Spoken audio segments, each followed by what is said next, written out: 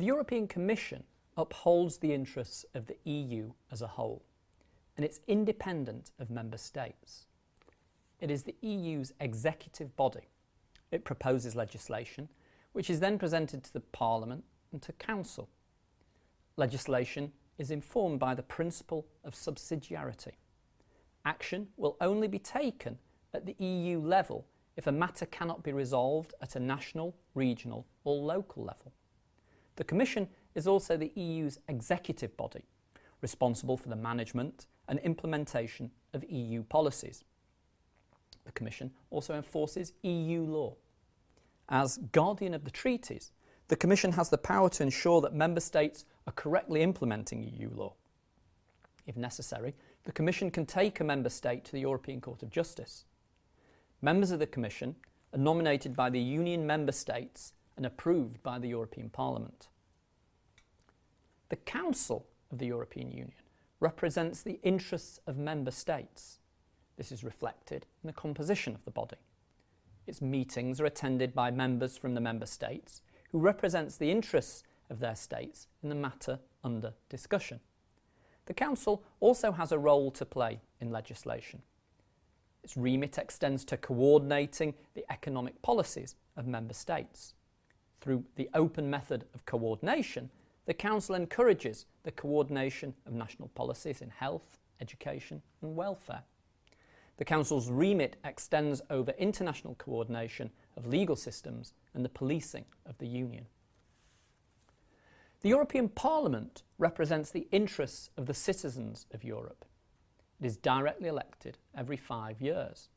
The European Parliament plays a central role in the creation of legislation, thus guaranteeing the legitimacy of European law. It also has powers of supervision over EU institutions, and the Commission is accountable to Parliament.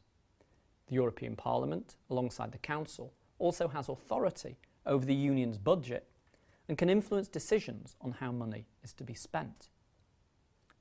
The European Court of Justice was set up in 1952. It has the power to interpret EU legislation and ensure its uniform application throughout the Union.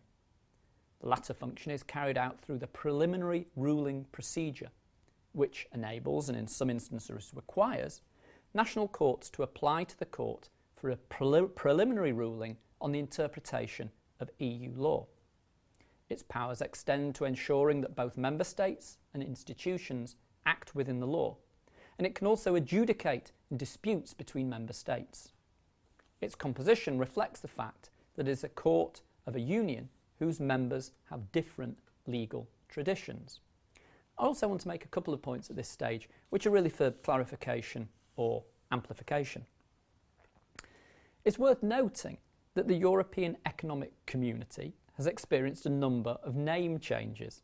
The Treaty on European Union in 1993 changed the name of the European Community to the European Union. This can be somewhat confusing, as it's often unclear as to whether one should be referring to the community or the union.